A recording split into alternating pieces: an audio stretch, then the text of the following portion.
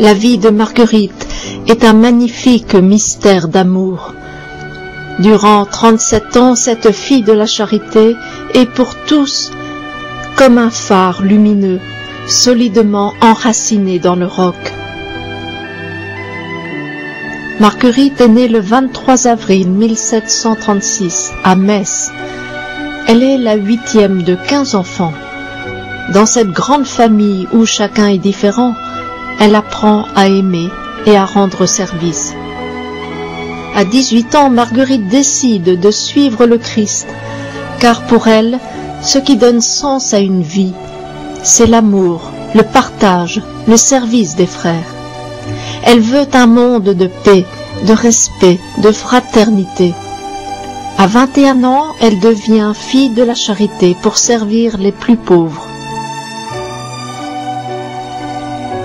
Pour Marguerite, s'occuper de ceux qui sont malades, c'est faire ce que Jésus a fait.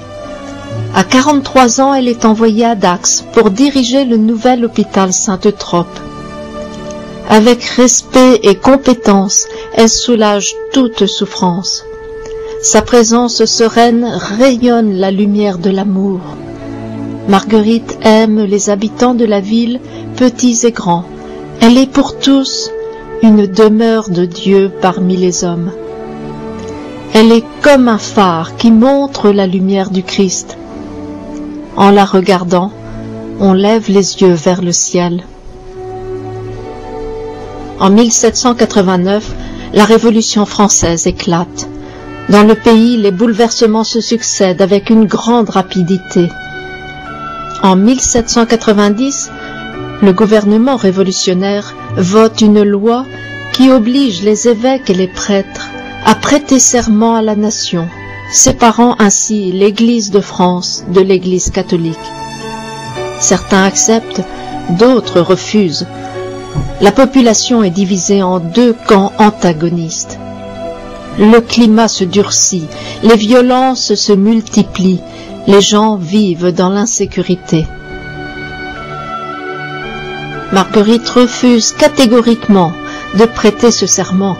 Elle prend le risque de rester fidèle au Christ et à l'Église. Malgré les dangers qui la menacent, elle ne veut pas abandonner les malades, car servir ceux qui souffrent, c'est l'expression même de son amour pour Dieu. Elle décide donc de rester à l'hôpital jusqu'au bout. Elle sait bien que ce « jusqu'au bout » peut devenir la mort.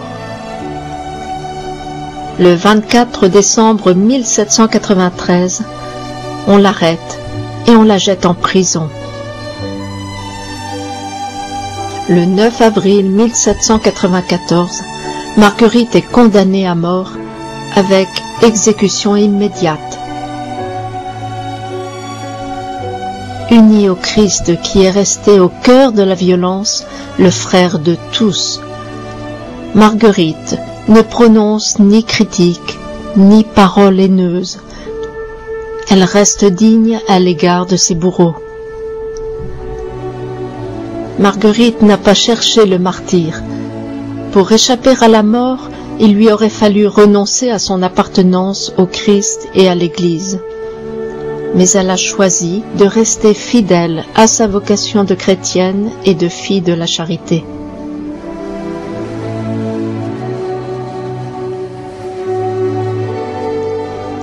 Marguerite, servante de la charité du Christ, viens nous aider à trouver le chemin. Dis-nous comment être un phare pour les autres. Apprends-nous à être un phare solidement enraciné dans le cœur du Christ.